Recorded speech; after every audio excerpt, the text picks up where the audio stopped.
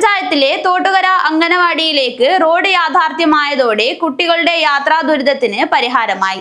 മഹാത്മാഗാന്ധി ദേശീയ ഗ്രാമീണ തൊഴിലുറപ്പ് പദ്ധതിയിൽ ഉൾപ്പെടുത്തിയാണ് 130 മീറ്റർ നീളമുള്ള കോൺക്രീറ്റ് റോഡ് പടന്ന ഗ്രാമപഞ്ചായത്ത് നിർമ്മിച്ചത്. മഴക്കാലത്ത് കുട്ടികൾക്കും രക്ഷിതാക്കൾക്കും യാത്രാ ദുസ്സഹമായ സാഹചര്യത്തിൽ വാർഡ് വികസന സമിതി സ്വകാര്യ വ്യക്തികളിൽ നിന്ന് ഭൂമി ലഭ്യമാക്കിയതിനെ തുടർന്നാണ് നിരന്തര ആവശ്യവും അനിവാര്യതയും പരിഗണിച്ച് പഞ്ചായത്ത് ഫണ്ട് വകയിരുത്തിയത്.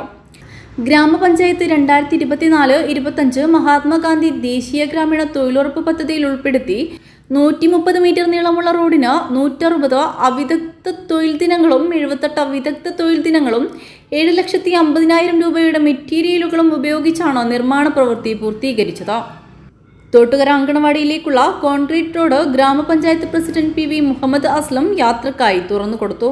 ഇവിടെ അങ്കണവാടിയിലേക്ക് നിർമ്മിക്കപ്പെട്ടിട്ടുള്ള കോൺക്രീറ്റ് റോഡിന്റെ ഉദ്ഘാടന കർമ്മമാണ് ഇന്നിവിടെ നടക്കുന്നത്.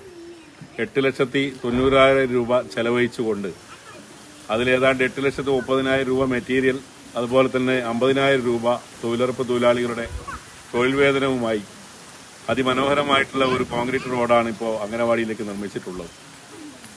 അംഗനവാടി കുട്ടികളെ സംബന്ധിച്ചിടത്തോളം മഴക്കാലത്ത് വളരെ പ്രയാസപ്പെട്ടിട്ടായിരുന്നു അംഗനവാടിയിലേക്ക് പോയിരുന്നത്.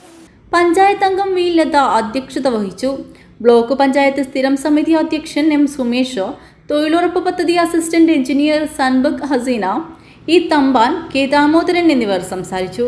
News bureau, Trikaripur.